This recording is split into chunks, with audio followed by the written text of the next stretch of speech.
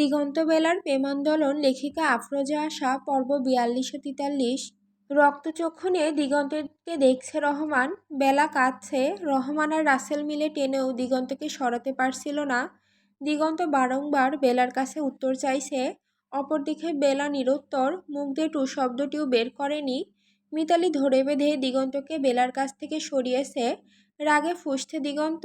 ওর থেকে কয়েক হাত দূরত্বে দাঁড়িয়ে জ্বলন্ত চোখে চেয়ে আছে রহমান। বেলা যেভাবে পড়েছিল সেভাবে থেকে নীরবে চোখের পানি ফেলছে। বৃষ্টি এসে ওকে টেনে উঠালো। বেলার নজর একবার রহমানকে দেখছে, আবার দিগন্তকে। দুজনকে ভীষণ ভয় পাচ্ছে ও। এর মাঝে রহমান হুঙ্কার ছুড়ল দিগন্তের উদ্দেশ্যে, তোমার সাহস দেখে আমি অবাক না হয়ে পারছি না। আমার বাড়িতে এসে আমার সামনেই আমার মেয়ের গায়ে হাত তোলো। অত্যন্ত বাজে একটা ছেলে তুমি, কোনো ম্যানার্স নেই তোমার মধ্যে। উগ্র, বেপরোয়া, অসামাজিক আচরণ নিয়ে আবার আমার মেয়ের দিকে হাত বাড়ানোর সাহস দেখাও। খুব তো বড় বড় কথা বলছিলে। দিগন্ত তালুকদার কথার খেলাপ করে না, এই তার নমুনা। তোমার মতো ছেলের হাতে আমি কোনোদিন আমার মেয়েকে দিব না। বেরিয়ে যাও আমার বাড়ি থেকে। কয়েকটা বড় শ্বাস টেনে নিজেকে শান্ত করার প্রয়াস চালালো দিগন্ত। অতপর রহমানের সামনাসামনি দাঁড়ালো, গাম্ভীর্যতার সহিত বলল, মার খাওয়ার কাজ করেছে তাই মেরেছি। বাপের কাছে ছোট বাচ্চা আর আমার কাছে এসে বাঘ সাজে। প্রয়োজন ছিল এটা। আর রইল আমার কথার খেলাপ। বলে কিঞ্চিত ঠোঁট বাঁকালো দিগন্ত। ইশারায় বেলাকে দেখিয়ে বলল, আপনার ছোট মেয়ে যাকে ছোট বাচ্চা বানিয়ে কোলে রাখতে চান, ও আদতেও ততটাও ছোট না। আমি আমার কথাতে পাকা, আপনি পারেননি আপনার মেয়েকে সামলাতে। গমগমে স্বরে রহমান প্রশ্ন ছুড়ল, কি বলতে চাইছো? বেলা তোমাকে ভালোবাসে? ওর কাছেই শোনেন, আমিও শুনতে চাই এর উত্তর। জিজ্ঞেস করেন ওকে আজ বিকেল থেকে সন্ধ্যা পর্যন্ত কোথায় ছিল। শুনেন ওর কাছে রোজ রাতে মায়ের ফোন থেকে কার সাথে কথা বলে। এত কিছু করার সাহস দেখাতে পারে, তাহলে যখন সব কথা শুনলো তখন কেন আপনার মুখোমুখি হলো না? কেন কিছু বলতে পারল না? দু নৌকায় পা দিয়ে চলতে চাইছে বেলা পাটোয়ারি, আর সব ভোগান্তি আমার। ওর কারণে দুই পরিবারে ঝামেলা চলছে, বসে বসে মজা নিচ্ছে বেয়াদব নিয়ে। দিগন্তের লম্বা বক্তব্যে কিছুক্ষণ ঠায় দাঁড়িয়ে রইল রহমান। দিগন্তের কথা স্পষ্ট, বেলা দিগন্তের সাথে যোগাযোগ রাখে। মানতে কষ্ট হলো রহমানের। আমিনার দিকে চেয়ে নিভে যাওয়া গলায় বলল, তোমার মোবাইল আনো। ব্যাস, কথাটা শুনে ভয়ে অন্তরাত্মা শুকিয়ে গেল বেলার। আগের কল হিস্টোরিগুলো কাটা হলেও দুদিন থেকে কাটেনিও। ব্লক দিয়েছে, খুলেছে, আবার কথা বলেছে। এসবের মাঝে কাটতে ভুলে গিয়েছিল। ভয়ে হাত পা ঠান্ডা বরফে পরিণত হলো বেলার। রহমান জিজ্ঞেস করলে কি উত্তর দিবে ও? ওর আব্বু যে দিগন্তকে পছন্দ করে না সেটা জানা সত্ত্বেও দিগন্তকে ভালোবেসে ফেলেছে। কথা বলতে নিষেধ করার পরেও প্রতিনিয়ত কথা বলেছে। আকুল হয়ে থেকেছে দিগন্তের সাথে কথা বলার জন্য। জ্বালিয়েছে ওকে, অ্যাটেনশন পাওয়ার জন্য ছটফটিয়েছে। এসব দেখলে রহমান কষ্ট পাবে, আর আদর করবে না বেলাকে, ভালোবাসবে না আগের মতো। ভেবেই ডুকরে কেঁদে উঠল বেলা। কোন দোটানায় পড়েছে ও। একদিকে দিগন্ত রেগে আছে, অন্যদিকে রহমান এখনই সব জেনে যাবে। ও যে মিথ্যে বলেছিল তাও জানবে। তারপর তারপর খুব কষ্ট পাবে ওর আব্বু, ওকে আর বিশ্বাস করবে না। বেলার ছোট্ট মস্তিষ্ক আর নিতে পারল না। ভয়ে আতঙ্কে হাত পা ছেড়ে দিল। বৃষ্টি চেঁচিয়ে উঠে ধরল ওকে। জ্ঞান হারিয়েছে বেলা। সবাই ওকে নিয়ে ব্যস্ত হয়ে পড়ল। দিগন্ত ও বাড়িতে যতক্ষণ থাকলো না বেলার জ্ঞান ফিরল, আর না পাওয়া গেল আমিনার ফোন। সারা বাড়ি খুঁজেছে বানি আর বৃষ্টি, ফোনের খোঁজ নেই, পাবে কিভাবে? দিগন্তকে ফোন করতে নিয়েছিল বেলা, তখনই ওর হাঁক ডাক শুনে তড়িঘড়ি করে ফোন বালিশের নিচে রাখতে গিয়ে বালিশের কভারের ভেতরে ঢুকিয়ে দিয়েছে। সে বালিশে মাথা রেখে এখন আবার শুয়ে আছে। রহমান দিগন্তের সাথে আর কথা বাড়ানোর প্রয়োজন মনে করল না। দিগন্ত যা বলছে তা তার কাছে বিশ্বাসযোগ্য নয়। এদিকে অসময়ে বেলার অসুস্থ হয়ে পড়াতে পুরো পরিস্থিতি ঘেঁটে ঘা হয়ে গিয়েছে। শেষমেশ দিগন্ত বিরক্ত হয়ে পাটোয়ারি বাড়ি ছাড়ল। তবে যাওয়ার আগে রহমানকে বলে গেল, যদি ওকে নাচিয়েছে তাহলে দুই বাপ মেয়ের শেষ দেখে ছাড়বে। পরদিন জুনায়েদ আর জয়নাল আবার এলো রহমানের কাছে। প্রথম দিকে মাপ চেয়ে ভালোভাবে কথাবার্তা বলল। রহমানও স্বাভাবিকভাবে থাকলো। যাওয়ার সময় মিতালি আর বাণীকে নিয়ে যেতে চাইলে ওদের উপর চড়া হলো রহমান। গম্ভীর হয়ে বলল, আপনারা নিজের আগে ঠিক হন, তারপর ওরা যাবে। এ বাড়িতে আমার মেয়ে বোন আজীবন থাকলেও আমার সমস্যা নাই। ওরা কিছুদিন এখানেই থাকবে। রহমানের কথা শুনে তালুকদারদের গা পিত্তি জ্বলে উঠল। তাও কিছুক্ষণ স্বাভাবিক থাকার চেষ্টা করলো। রহমানের এক কথা, সে এখন কাউকে তালুকদার বাড়িতে পাঠাবে না। ধৈর্যের বাঁধ ভেঙে গেল জুনায়েদের। দিগন্ত যেন তেরামি না করে তাই বাধ্য হয়ে এসেছে। এখানে সে রহমানের একগুঁয়ে দাপটি ভাবভঙ্গিমায় আতে ঘা পড়েছে ওর। দাঁতে দাঁত পিষে চুপ ছিল, কিন্তু নিজেকে খোলসের আড়ালে রাখতে পারল না আর। মুখ খুলল সে। গতকালের কথার রেশ পুনরায় টেনে আনলো। আরেক দফা কথা কাটাকাটি হলো রহমান আর জুনায়েদের মাঝে। জয়নাল এবার চুপ মেরেছিল। মিতালি এমনি ওর উপর অনেক রেগে আছে, আর বাড়াবাড়ি করতে চায় না ও। জুনায়েদকে ইশারায় কয়েকবার শান্ত হতে বললে শুনল না সে। এক কথা দু কথায় জুনায়েদ আর রহমানের বিরাট ঝগড়া হলো। রাগ থেকে জেদে পরিণত হলো। এখন জুনায়েদের মুখে এক কথা, বেলার সাথে দিগন্তের বিয়ে দিয়েই ছাড়বে সে। রহমান ও নাছোড়বান্দা কারো কথা কানে তুলতে নারাজ সে। মেয়ের জন্য যেটা ভালো হবে সে শুধু সেটাই করবে। জুনায়েদের এবারের ব্যবহারে ক্ষিপ্ত হলো মিতালিও। দিগন্তের জন্য বেলাকে চাইও, কিন্তু রহমানের সাথে করা জুনায়েদের আচরণ রাগিয়ে দিল ওকে। মিতালি ভাইয়ের সাপোর্টে কেটে চড়াও হলো তালুকদারদের ওপর। বউ খেপেছে দেখে জয়নাল জুনায়েদকে টেনে টুনে নিয়ে চলে গেল। ওরা চলে যেতেই রহমান রুমে চলে গেল। সোজা জহুরুল দেওয়ানকে ফোন লাগালো। নিজের সিদ্ধান্তে অটল থেকে জানালো 3 দিন পর বৃষ্টির বিয়ের দিনেই বেলার আকত সারতে চান তিনি। তার কথা শুনে জহুরুল খুশি হলো। বিকালের দিকে জহুরুলের বাড়িতে ফাহাদের বাবাসহ 2 বিয়ের প্রস্তাব আলাপে বসল তারা। ফাহিমের জের ধরে ফাহাদের বাবার সাথে রহমানের রেষারেষি আছে, কিন্তু ফাহাদকে অপছন্দ করার মতো কিছু খুঁজে পায়নি সে। বাবার সাথে থাকে না ফাহাদ, ওর আলাদা বাড়ি আছে। ভার্সিটির কালচারাল ইনস্ট্রাক্টর সে। তাছাড়াও ওর আলাদা মিউজিক ব্যান্ড আছে। খোঁজখবর নিয়ে খারাপ কিছু শোনেনি ওর ব্যাপারে। দেখতে শুনতেও সুন্দর। ফাহাদের বিনয়ী ব্যবহারও রহমানের মনে ধরেছে। দিগন্তের মতো উগ্র নয় সে।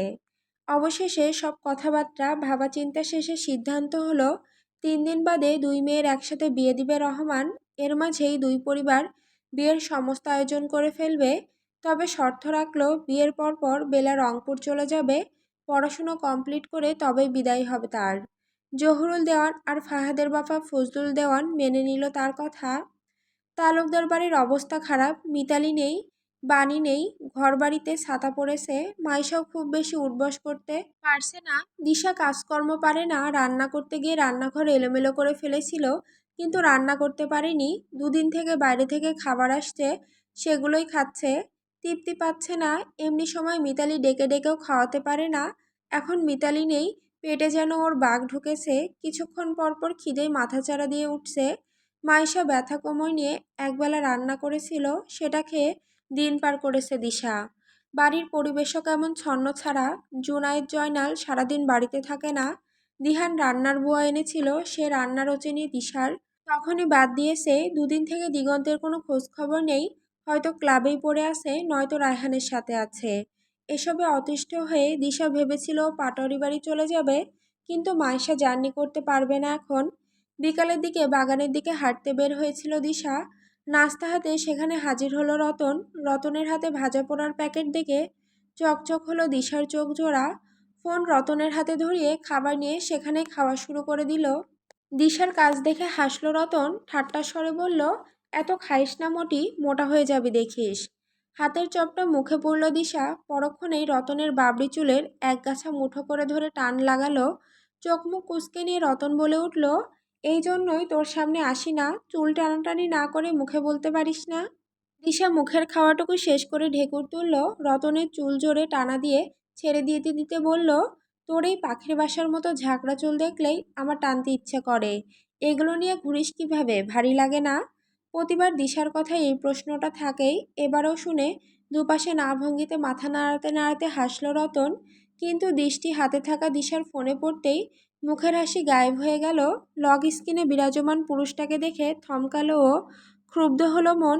রতনের চাহনি দেখে দিশাও সেদিকে তাকালো। স্ক্রিনের আলো দেখে ঝট করে ফোনটা কেড়ে নিল রতনের কাছ থেকে। ফাহাদের একটা ছবি ওয়ালপেপার দিয়েছে ও। খাওয়ার তালে ভুলে গিয়েছিল সেই কথা। রতন দেখেছে। এখন হয়তো ছেলেটার সম্পর্কে জানতে চাইবে। অবশ্য রতনকে বলতে সমস্যা নেই দিশার। সেই ছোট থেকে একসাথে বড় হয়েছে।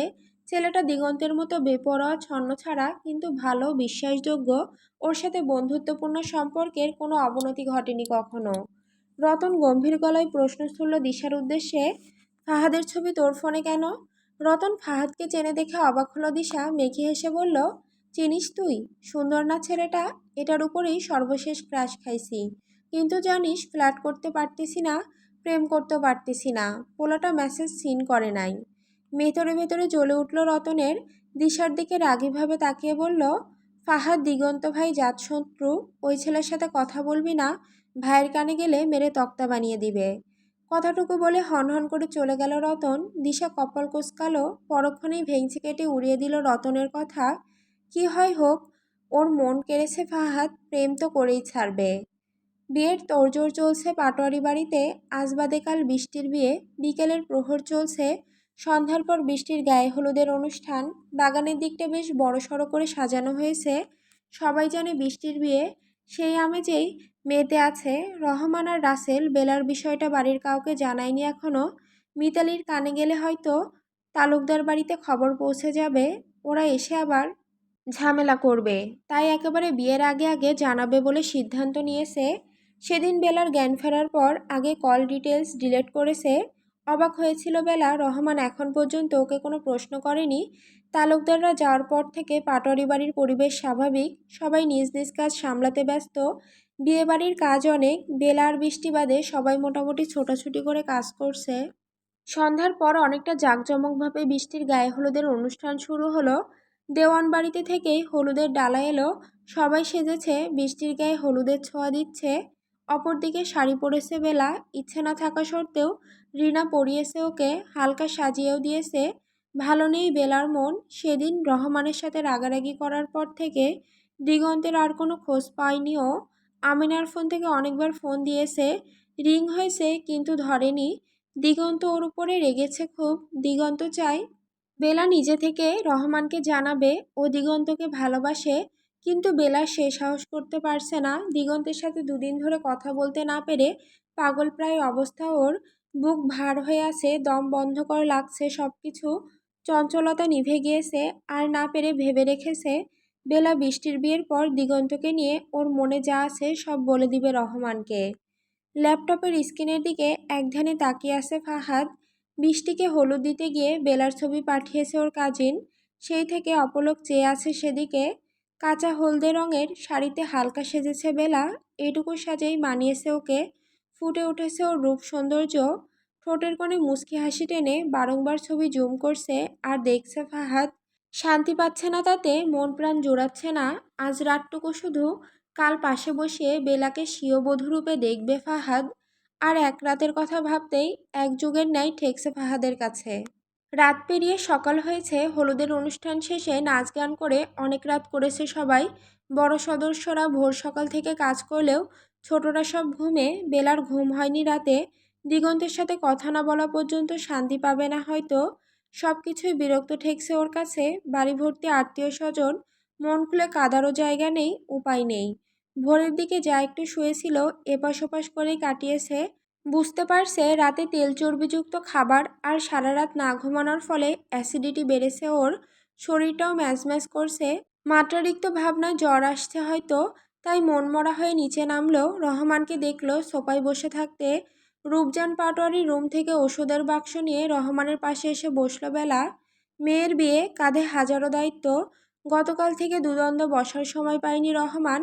রাসেল জোর করে অন্দরে পাঠিয়েছে তাকে কিছুক্ষণ জিরিয়ে নেওয়ার জন্য। সোফায় বসেছে, চা খাচ্ছে আর পেপারে চোখ বুলাচ্ছে সে। ছোট কন্যাকে দেখে হালকা হাসলো। মাথায় আদুরে হাত রেখে বলল, আমার আম্মা এত তাড়াতাড়ি উঠল? তোমরা সবাই তো ঘুমালে দেরি করে। নিভু গলায় উত্তর দিল বেলা। কেন যেন ঘুম আসেনি আর। হুট করে রহমানের বুক মুচড়ে উঠল। মনে প্রশ্ন উদিত হলো, এই ছোট মেয়েটাকে বিয়ে দিয়ে দিবে? ভার হয়ে এলো চোখ মুখ। মুখের হাসি ভাবটুকু গায়েব হলো। বেলার মাথা থেকে হাত সরিয়ে পেপারটা মুখের সামনে ধরে নানান চিন্তায় মগ্ন হলো। নিজের সিদ্ধান্তের ওপর বার কয়েক প্রশ্ন তুলল। ওষুধের বাক্স খুলে গ্যাসের ট্যাবলেটের উপরিভাগ এক পলক দেখে হাতে তুলে নিল বেলা। দৃষ্টি অন্য জায়গায় রেখে উদাস মনে ওষুধ খেলো। পাতাটা আবার বক্সে রাখতে গিয়ে হাত থেমে গেল ওর। ঔষধের নাম দেখে ঠোঁট উল্টালো। প্যারাসিটামলের পাতার দিকে বোকার মতো তাকিয়ে পলক ঝাপটালো। কিছু সময় পর রহমানকে ডেকে উঠল, আব্বু। বেলার ডাক শুনে পেপার থেকে চোখ সরালো রহমান। মেয়ের দিকে তাকিয়ে বলল, কি হয়েছে আম্মা? কাঁদো কাঁদো গলায় বলে উঠল বেলা, গ্যাসের ওষুধ খেতে গিয়ে প্যারাসিটামল খেয়ে ফেলেছি। হতভম্বের ন্যায় রহমান একবার বেলার হাতের দিকে দেখল, তারপর ওর দিকে তাকিয়ে বলল, খালি পেটে খেলে? তাড়াতাড়ি পেট ভরে খেয়ে আসো, যাও। রান্নাঘরে তোমার আম্মুরা আছে, ভারী খাবার খাবে। শ্বাস আটকে আব্বুর কথা মতো খেতে ছুটল বেলা। রান্নাঘরের সামনে আসতেই পাশের বাড়ির এক মেয়েকে দেখে থামল। ওর হাতে ধোয়া ওঠা গরম খিচুড়ির প্লেটটা টেনে গুবগাব খাওয়া শুরু করতে করতে বলে উঠল, শেলুরে তাড়াতাড়ি দে, তুই আরেকটা প্লেট আন যা। লোকটার সাথে কথা হয়নি এখনো, ভুলভাল ওষুধ খেয়ে পটল তুললে শান্তি পাবো না রে। 7 বছর বয়সী শেলু কি বুঝলো কে জানে, পিট পিট চোখে চেয়ে বলল, কোথায় পটল তুলতে যাবি? আমিও যাব তোর সাথে।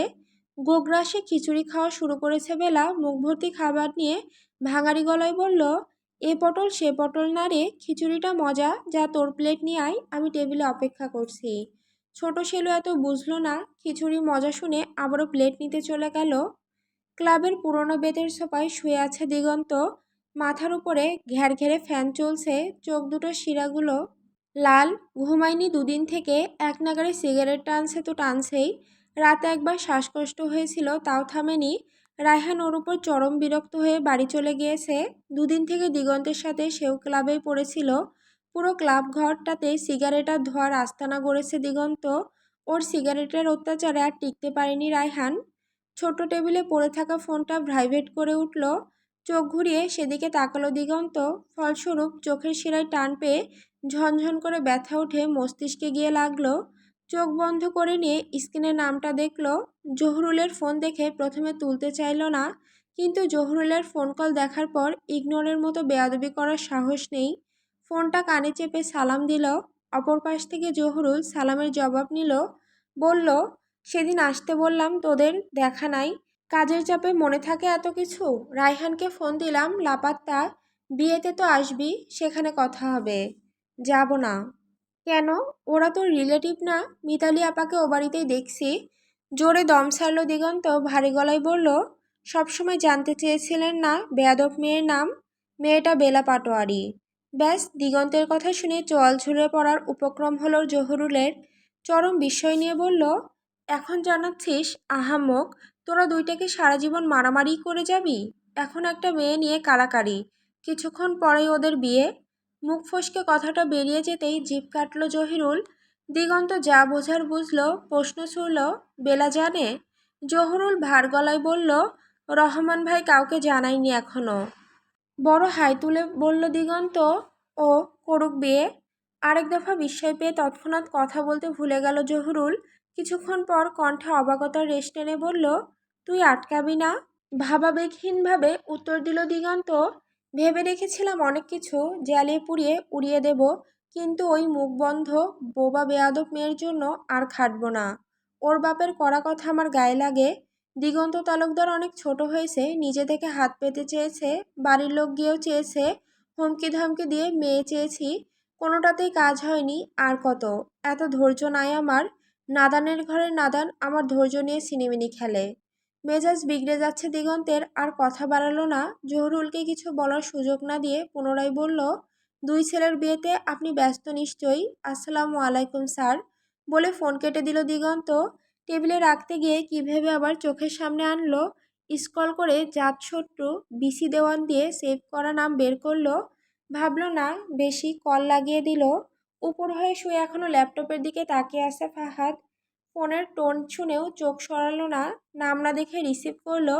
হ্যালো বলার আগেই অপর পাশ থেকে ভেসে এলো সবচেয়ে পরিচিত অপছন্দের স্বর, বিয়ের খুশিতে ঘুমাসনি? চোখ সরল ফাহাদের। কান থেকে ফোন নামিয়ে স্ক্রিনে দেখল সেভ করা নাম এমসি তালুকদার। চকচক করে উঠল চোখ জোড়া। কানে ধরে কটাক্ষ করে বলে উঠল, শালা, বলছিলাম না তৃতীয়বারের কলটা তুই দিবি? সি, ফাহাদ দেওয়ানকে তুই কল দিছিস? দিলাম। শত্রুর বিয়ে শুনলাম, কাজে লাগাতে হবে রে হারামজাদা। তোর দুর্বলতা পেয়েছি, জায়গা মতো কোপ বসাবো। শব্দ করে হাসলো ফাহাদ, কনফিডেন্স নিয়ে বলল, ফ্ল্যাটবাস ফাহাদ দেওয়ান অন্যের বইয়ের দিকে নজর দেয় না। তুই ডিসেন্ট ক্লিন ইমেজের দিগন্ত তালুকদার, কিসের ভয় দেখাসবে? ফোন দেওয়ার সঙ্গে সঙ্গে রিসিভ। বিয়ের জ্বালায় ঘুম ধরেনি বাবুর? ল্যাপটপ অফ করে উপর হয়ে শটান হয়ে শুলো ফাহাদ। ওষ্ঠ বাঁকিয়ে বলল, না, বিশাল রাতটা ওর ছবি দেখে কেটে গেল। কাল হলদে পরি সেজেছিল আমার বউ। হাতের সিগারেটটা চট করে তালুর দিকে ঘুরিয়ে শক্ত করে চেপে ধরল দিগন্ত। ভেতরের জ্বালা আর বাইরের জ্বালার ক্রিয়া প্রতিক্রিয়ায় শান্তি পেল। চোখ বুজে বলে উঠল, বউ, আমি তো আমারটাকে ইউনিকভাবে ডাকবো। আমার শত্রু তুই শালা, ইউনিক কিছু ডাকতি, এত কমন ডাক আশা করিনি। ফাহাদকে কথা বলার সুযোগ দিল না দিগন্ত। আবারও বলল, কাল সেজেছিল হলদে পরি, হলুদ রং। তোর আবার ভালো লেগেছে? এটা একটা বিচ্ছিরি রং, তোর চয়েস খারাপ, সি। দাঁতে দাঁত পিষে দিগন্তের অপমান গিলল ফাহাদ, রাশভারী গলায় বলল, শালা স্বৈরাচার, ইউনিক মারাই, বাল ফেলা কথা। তোর মতো ইতরের সাথে তর্ক করে মজা নাই, হাত নিষ্পিস করতেছে নাক ফাটানোর জন্য। ধ্যাত শালা। দিগন্ত ফোন কাটার আগে ফাহাদ কেটে দিল, তারপর বিশ্বজয়ের হাসি দিল। পাটোয়ারি বাড়িতে বিয়ের ধুম শুরু হয়েছে। পাত্রপক্ষ চলে এসেছে। বৃষ্টিকে লাল বধূ সাজানো হয়েছে। গায়ে লাল বেনারসি, মুখে লাইট মেকআপ, এই সৌন্দর্য বেড়েছে ওর। বয়স্ক কাজী ওর সামনে বসে খাতায় লেখা পড়ছে। পাশে ওর খালু উকিল দিচ্ছে। ভয় লজ্জা নতুন মানুষজনের মধ্যে হাঁপড়ে উঠেছে বৃষ্টি। চোখ ঘুরিয়ে রহমানের পানে তাকালো। রহমান হালকা হেসে মেয়ের মাথায় হাত রাখলো। ঝরঝর করে কেঁদে দিল বৃষ্টি। পাশে কাজী বারবার কবুল বলতে বলছে। সেই শব্দ শুনে ভেতর ফাঁকা হয়ে গেল ওর। আব্বু বলে রহমানকে ডেকে শব্দ করে কাঁদল। চোখ ভার হয়ে এসেছে রহমানের। বৃষ্টির মাথায় হাত বুলিয়ে আদুরে গলায় বলল, বলেন আম্মা। বেশ খানিক সময় নিয়ে কবুল বলল বৃষ্টি। বৃষ্টির বলা শেষ হলে কাজীসহ মুরব্বীরা স্টেজে ফয়সালের কাছে গেল। রাসেল গিয়েছে ওদের সাথে। রহমান কিছুক্ষণ বৃষ্টিকে বুঝিয়ে শুনিয়ে সেদিকে গেল। কিছুক্ষণের মাঝে বিয়ে সম্পন্ন হলো। বৃষ্টি আর ফয়সাল দুটো ভিন্ন মানুষ একে অপরের সাথে জড়িয়ে গেল। ফয়সাল আর বৃষ্টিকে একসাথে বসানো হলো। ফয়সাল বৃষ্টির দিকে তাকালেও বৃষ্টি দেখলো না ওকে। মাথা নিচু করে চুপ করে বসে রইল। বিয়ে শেষ হয়েছে অনেকক্ষণ আগে। বেলা চুপ করে বৃষ্টির পাশে বসেছিল। আমিনা এসে ডাকলো ওকে। ইচ্ছে না থাকা সত্ত্বেও টেনে হিঁচড়ে মায়ের সাথে গেল বেলা। রুমে এনে বেলার কানে হাতে সোনার জিনিস পরিয়ে দিতে শুরু করলো আমিনা। আমিনার কারবারে বিরক্ত হলো বেলা। এগুলো কেন দিচ্ছ? আমিনা কথা বলল না। চটপট হাতে সব পরিয়ে বেলাকে নিয়ে ড্রয়িং রুমের দিকে এলো। ড্রয়িং রুমে মিতালির আগে গজগজ করছে। জহুরুলকে বলছে বিয়ে হতে দেবে না। বেলার ফুফি হিসেবেও মানে না বিয়ে। জহুরুল নীরব। রহমান শাসালো বোনকে কাজে দিল না। মিতালি রাগারাগি করছে। মাঝখানে সোফা দখল করে সাদা পাঞ্জাবি পরে বসে আছে ফাহাদ দেওয়ান। ওর পাশে নতুন বর ফয়সাল। আমেনা বেলাকে নিয়ে ড্রয়িং রুমে প্রবেশ করতেই রহমান ওদের দিকে এগিয়ে এলো। বেলার হাত ধরে এনে ফাহাদের পাশে বসালো। ফাহাদ এক ঝলক দেখল বেলাকে। আর মাত্র কিছুক্ষণ, তারপরে এই মেয়েটা তার অর্ধাঙ্গিনী হবে। যত্ন করে আদরে ভরিয়ে রাখবে ওকে। ঠোঁটের কোণে হালকা হাসি ফুটে আছে ফাহাদের। এদিকে আব্বুর কাছে অবাক হলো বেলা। বিক্ষিপ্ত মন, গ্যাঞ্জাম পরিবেশে অতিষ্ঠ লাগছে ওর। রহমান সময় ব্যয় করলো না, কাজীকে কাজ শুরু করতে বলল। রহমানের কথা শুনে মাথায় বাজ পড়ল বেলার। বসা থেকে উঠে দাঁড়িয়ে বিস্মিত হয়ে বলল, কি বললে? আমার বিয়ে? কার সাথে? আব্বু, দিগন্ত ভাই এসেছে? বেলার মুখে দিগন্তের নাম শুনে ধক করে উঠল ফাহাদের অন্তঃস্থল। ভেতরে কোথাও একটা অজানা সংখ্যা কাজ করতে শুরু করলো। অবস্না সে হাত মুষ্টিবদ্ধ করে বসে রইল। রহমান স্থির চিত্তে বেলাকে বলল, বসেন আম্মা, আব্বুর কথা শোনেন। আব্বু আপনার খারাপ চায় না। এখন শুধু আপনার মোহর হবে, পড়াশোনা শেষ হবে, তারপর বাকি সব। ফাহাদ ভালো ছেলে, আপনি ভালো থাকবেন। ফাহাদের নাম শুনে হাঁসফাঁস করে উঠল বেলা। ধক করে উঠল বেলার বুক। ভেতরে শুকিয়ে কাঠ হয়ে এলো। মাথা কাজ করা বন্ধ করে দিল। দম বন্ধকর পরিস্থিতির চাপে পড়ে সহসা কেঁদে উঠল ও। রহমানের কাছে এসে ওর হাত ধরে বলল, আব্বু, আমাকে বলনি তো কিছু? আমার তো একজন ছাড়া আর কাউকে ভালো লাগে না। আমি অন্য কাউকে বিয়েটিয়ে কিচ্ছু করব না।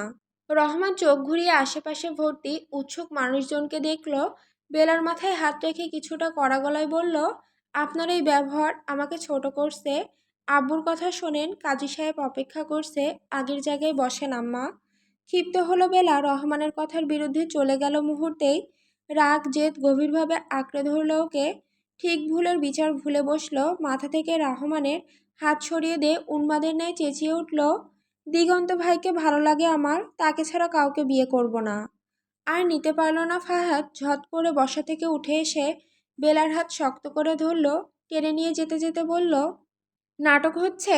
বিয়ের সময় নাটক করবি না, তাড়াতাড়ি বিয়ে শেষ কর, তারপর তোর দিগন্ত ভাইকে দেখছি আমি। ফাহাদের শক্তির সাথে পারল না বেলা, ওকে সোফায় এনে বসিয়ে দিল। ফাহাদের ব্যবহার চোখে লাগলো রহমানের। ভ্রু কুঁচকে অভিজ্ঞ চোখ জোড়া নীরবে সেদিকে রাখলো, কিছু বলল না, আটকালো না, দেখলো শুধু। বেলার সাথে পারছে না কেউ, কারো ধমকানি, গালি, কথা কিছুই ওর কানে যাচ্ছে না। আমিনা আর মিতালি রহমানের এই সিদ্ধান্তে খুশি না, কিন্তু বেলার পাগলামো দেখে সবাই চুপ মেরে গেছে। দিগন্তের নাম নিয়ে প্রলাপ বকছে ও, বারবার দিগন্তের নাম জপছে। কেউ কিছু বলতে চাইলে তার উপর দ্বিগুণ ক্ষিপ্তভাবে চেঁচাচ্ছে। ফাহাদ কাজীকে আবার শুরু করতে বলল, কাজী শুরু করলো। বেলার দিকে খাতা কলম এগিয়ে দিল। বেলা ফুঁসতে ফুঁসতে হাতে নিল, তারপর ক্ষিপ্ত হাতে কলম ছুঁড়ে মারল ফাহাদের দিকে। ভয়ঙ্কর রাগে দৃষ্টিতে তাকিয়ে জেদি গলায় বলল, ছিঁড়ে দিব সব, আপনি একটা গুন্ডা, মানুষ মারেন, খারাপ লোক, শয়তান লোক। আব্বু, এই লোকটা আমাকে তুলে নিয়ে গিয়েছিল, পার্কে মেরেছিল, মানুষকে কষ্ট দেয়। নিজের জন্য বেলার চোখে এত ঘৃণা দেখে থমকালো ফাহাদ, বুকের ভেতর ব্যথার উপস্থিতি টের পেল। ভেজালো ভাব হুট করে শান্ত হয়ে এলো। ক্ষণিকের জন্য পেয়েও হারানোর ভয় ওকে আষ্টে পিষ্টে ধরল। হাতে ধরে রাখা কলমটা দেখলো, আরেকটু হলেই ওর চোখে গেঁথে যেত। ওর সামনে একটা ছোট মেয়ে দিগন্তের জন্য পাগলামি করছে। যেই মেয়েটাকে নিয়ে এতদিন স্বপ্ন বুনেছিল ও, সেই মেয়েকে দিগন্ত কেড়ে নিয়েছে। পরিবেশ নীরব, সবাই তবদা মেরে আছে। শান্ত পরিবেশে ফাহাদের আওয়াজ পাওয়া গেল। একটা শুকনো ঢোক চেপে বলল, দিগন্ত গুন্ডা, আমার থেকেও বেশি খারাপ। ওকে ভালো লাগলো, আমাকে লাগলো না কেন? কথাটা মাটিতে পড়ার সময় দিল না বেলা। লাল চোখ মুখ নিয়ে এক বাক্যে উত্তর দিয়ে দিল, কারণ আপনি আমার দিগন্ত ভাই না। আমার দিগন্ত ভাই কথাটাতে বেলার জোর দেখে পিত্তি জ্বলে উঠল ফাহাদের। ভেতরের কোথায় যেন খামচে ধরল, ফুঁসতে ফুঁসতে বলল, আমার থেকে দিগন্ত বেশি গুন্ডামি করে, বেশি খারাপ। সহসা জবাব এলো বেলার কাছ থেকে, দিগন্ত ভাই খারাপ না, ভালো, খুব ভালো। ফাহাদ হুঁশ খুইয়েছে, ছোট বাচ্চার ন্যায় ব্যাকুল হয়ে বেলাকে বলল, দিগন্তের থেকে আমি বেশি সুন্দর। একগুঁয়ে জবাব বেলার। অস্থিরতায় সহিত বলল, উফ, কেমন বিরক্তিকর মানুষ, সহ্য হচ্ছে না।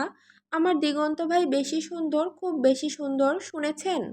ফাহাদ মানতে নারাজ বেলার কথা। ক্ষণিকের জন্য নিজের হয়তো বেলার মতো অবুঝ হয়ে গেল। বলল, তুমি ছোট, ভালো মন্দের জ্ঞান নাই তোমার মাঝে। আমি ভালোবাসি তোমাকে, আমাকে বিয়ে করতেই হবে। ফুঁসে উঠল বেলা, চোখ বন্ধ করে গলা ফাটিয়ে চেঁচালো, বলছি না আপনি দিগন্ত তালুকদার না, আমি আমার দিগন্ত ভাইকে বিয়ে করব। এ পর্যায়ে বেলার পাশে এসে দাঁড়ালো রহমান। ফাহাদের ব্যবহার তাকে ভুল প্রমাণ করেছে, কিন্তু তিনি স্তব্ধ হয়ে গেছেন বেলার ব্যবহারে। কেমন করছে মেয়েটা, কাঁপছে, কাঁদছে, চিৎকার করছে, মানুষজনকে দেখেও দেখছে না। বেলাকে দেখে নিজের ব্যর্থতা বুঝতে সময় লাগলো না তার। দিগন্তের মোহে পুরোপুরিভাবে আবিষ্ট বেলা। ঠিক ভুল বিচারবোধ হওয়ার আগেই অনুভূতির বেড়াজালে আটকা পড়েছে ও। এতদূর গড়াবে তার বিন্দু পরিমাণ ধারণাও ছিল না রহমানের। বেলা যেরকম করছে তাতে ওর ওপর জোর জবরদস্তি করলে আবেগের তাড়নায় নিজের ক্ষতি করতেও দুবার ভাববে না ও। রহমানের ছোট মেয়ে বাড়িতে চঞ্চল থাকলেও বাইরের মানুষদের সামনে ভদ্র, শান্তশিষ্ট। সেই মেয়ে এত মানুষজনকে তোয়াক্কা করছে না। রহমানের মুখ থেকে কথা বের হলো না। জহুরুল, ফজলুল, দেওয়ানসহ মহিলা সদস্যরা নানাভাবে চেষ্টা করলো, কিন্তু বেলার সাথে কেউ পারল না। সবশেষে বাণী বেলাকে বোঝাতে আসবে এমন সময় রহমান এতক্ষণে নীরবতা ভেঙে ভাঙা গলায় বলে উঠল, মাফ করবেন জহুরুল ভাই, আমার মেয়ের এতটা অবনতি হয়েছে তা আমার বোধগম্য ছিল না। আমার ভুল সিদ্ধান্তের কারণে আপনাদের অপদস্থ হতে হলো। রহমানের কথা শোনার পর জহুরুল চুপ থাকলেও কেঁপে উঠল ফাহাদের বাবা ফজলুল। কমিশনারের দাপট দেখে মানহানির মামলার ভয় দেখালো, রহমানকে কথা শোনালো। নিশ্চুপ সে, ভুল করেছে, রাগে অন্ধ হয়ে হিতাহিত জ্ঞান হারিয়েছিল হয়তো। এই মুহূর্তে এই অবস্থার জন্য দায়ী রহমান। শান্তভাবে দেওয়ানদের সাথে কথা বলল। রহমানের কথার মাঝে বড় বড় শ্বাস টেনে শান্ত হলো বেলা। চোখের পানি মুছল, ভয় ডর কিছুই নেই ওর মধ্যে এখন। মন মস্তিষ্ক জুড়ে শুধু দিগন্তের কথা ঘুরপাক খাচ্ছে। হুট করেই কেমন সাহসী হয়েছে ও। আব্বুর কাছে এসে দেওয়ানদের শুনিয়ে বলে উঠল বেলা, বলছি না আমি দিগন্ত ভাইকে ভালোবাসি, এটা জানার পরও যে আমাকে বিয়ে করতে চাইবে ওই লোক তো লোভী। বলেই রহমানের দিকে তাকে প্রশ্ন করল, আব্বু, লোভী মানুষের থেকে বেকার মানুষ বেশি ভালো না? তাই দাঁড়িয়ে থাকা রহমান জবাব দিল, হুম।